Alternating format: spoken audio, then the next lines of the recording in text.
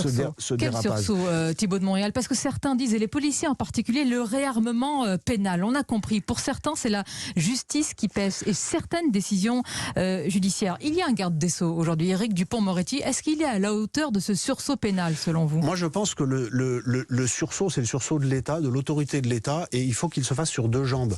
Est-ce que c'est le cas? Non, c'est pas le cas. Depuis la nomination du dernier gouvernement au mois de juillet, on a un ministre de l'Intérieur qui est Gérald Darmanin, qui, à mon sens, fait le job, c'est-à-dire que des mesures sont prises, des déclarations, parce que les déclarations, c'est important, parce que ça donne quand même le là.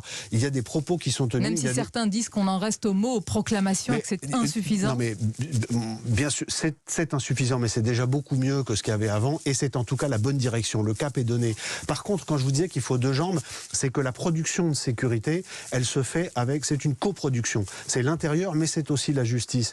Et Éric Dupond-Moretti, je pense que pour l'ensemble de ce qu'est sa carrière, et c'est pas du tout une critique, je suis avocat, je vais évidemment pas critiquer la carrière d'un grand avocat, mais il ne peut pas être celui qui incarne la jambe judiciaire d'un rétablissement de l'autorité pénale. Il ne peut pas l'incarner? Je pense que c'est extrêmement compliqué. Quand c'est quelqu'un qui, il y a 2 ans, tenait des propos en défendant ses clients, et encore une fois, ce n'est pas un reproche, mais quand il dit « je suis fier de défendre Abdelkader Mera », quand il défend les voyous en attaquant l'institution judiciaire, en attaquant la police, et encore une fois, il était dans son rôle. Comment voulez-vous tout à coup enlever une casquette que vous avez sur la tête depuis 40 ans pour incarner l'exact opposé? C'est très intéressant ce que nous dit. L'avocat que vous êtes, Thibault de Montbrial, nous dit que l'avocat, finalement, Éric Dupond-Moretti, a épousé, je ne dis attention, pas une cause, mais a épousé certaines idées qu'il a du mal aujourd'hui à mettre en application. Mais encore une fois, c'est pas la question de sa sincérité, c'est la question de l'incarnation. Et on voit bien dans sa façon de s'exprimer, parfois, il a encore du mal. Et quand il le dit, on se dit, mais oui, mais alors c'est... Vos propos vont faire réagir, hein, parce que vous êtes avocat également. Mais j'ai ma liberté de penser comme lui